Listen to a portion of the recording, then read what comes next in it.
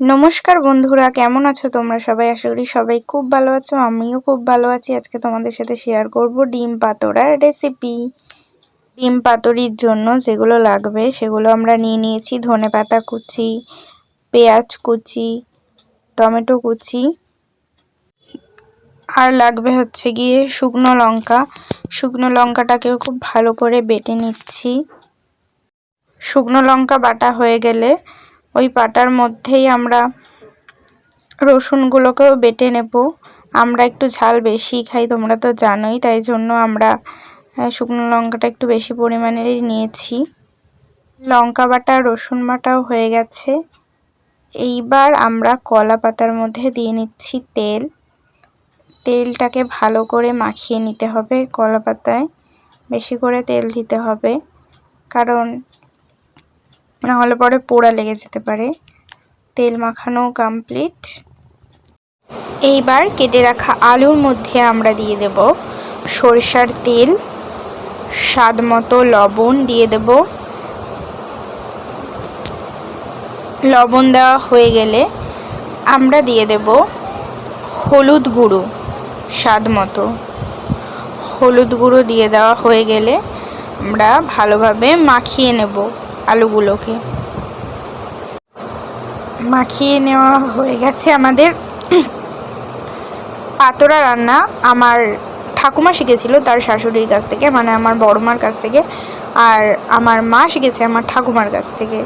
আমাদের বাড়িতে অনেক কিছুই পাতোড়া হয়, আলু পাতোড়া, ডিম পাতোড়া, ডাল পাতোড়া, মাছ পাতোড়া। এই যে কথা বলতে বলতে আমরা পাতার মধ্যেও দিয়ে দিচ্ছি সুন্দর করে সাজিয়ে আলুগুলো, ডিমও সুন্দর করে দিয়ে নিচ্ছি। পাতোড়া খুবই ভালো একটা খাবার। অতটাও মানে তেল মশলা তো আছেই, থাকেই সব খাবারেই, মানে খুব টেস্টি হয় আর কি, খুবই সুন্দর লাগে। আমার তো মানে যদি পাতোড়া রান্না হয় তাহলে আর কিছু চাই না, ভাতের সাথে পাতোড়া দিয়ে এক থালা ভাত খেয়ে নেবো। এই যে ডিমগুলো দেওয়া হয়ে গেছে। ডিমগুলো কিন্তু মাঝখান দিয়ে চিড়ে দিতে হবে, না হলে পরে মানে মশলাটা ঢুকবে না ভালো করে। এই যে দেওয়া হয়ে গেল। ওপর দিয়ে আলুগুলো দিয়েও কভার করে দিচ্ছি খুব সুন্দর করে। এই যে ওই বাটিতে, যেই বাটিটাতে মেখেছিলাম ওই বাটিটাতে যেই মশলাগুলো ছিল সেগুলোও দিয়ে দিচ্ছি। এই যে খুব সুন্দর করে কমপ্লিট আমাদের পাতার মধ্যে দিয়ে দেওয়া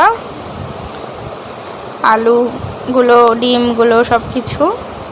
তারপরে কলা পাতাটাকে আমরা গ্যাসের ওপরে বসিয়ে দেব। বসিয়ে দিয়ে মুড়ে দেব চারিদিক, যাতে ভালোভাবে হতে থাকে।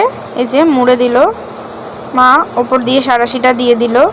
অনেকে দেখি সুতোয় বাঁধে, বাট আমরা সুতোয় বাঁধি না, এটা সাঁড়াশি দিয়ে করে দেয়। মা খুব এক্সপার্ট এটাতে, সো মা যেটা ভালো বোঝেবে মা সেটাই করবে আর কি।